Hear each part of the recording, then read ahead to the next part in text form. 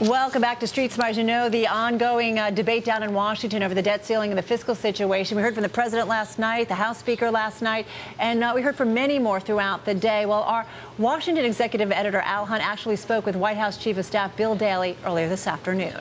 We need certainty. We have to stop this short-term decision-making by Washington of kicking the can.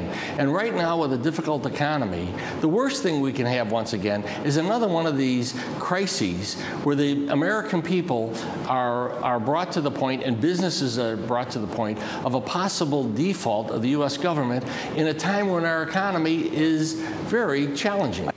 All right, so Bill Daley talking with our Al Hunt. Let's bring in Al. And Al, you spoke with him for a while. I mean, what was your takeaway from the discussion here in terms of what the president wants to do right at this point?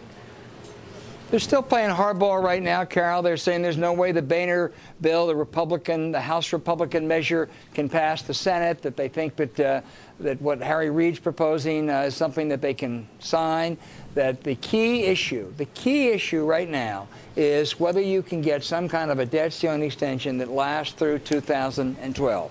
White House is adamant one way, John Boehner adamant the other way. Whatever the substance is, Carol, is going to be very, very cosmetic. I mean, do you get any feeling that the president's willing to roll on any of the important issues for him at this point? I mean, it sounded like Bill Daley sounded rather frustrated in that interview. What sense did you get?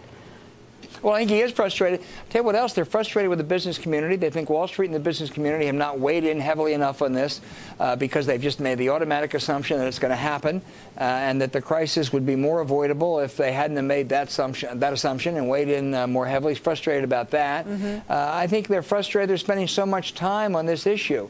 And when I say nothing substantive is going to happen, whatever I still would bet, and I'm not a betting person, as you know, Carol, but if I were, I would bet that they will get a debt ceiling increase through by the end of the day on August the 2nd or shortly thereafter. Take it right down. However, I don't think it's going to include any deficit reduction that really is substantive and long term. Hey, Al, I got to ask you, because you've followed a lot of battles in Washington, whether it's fiscal budget or otherwise. How does this one stack up in terms of the rhetoric and the velocity?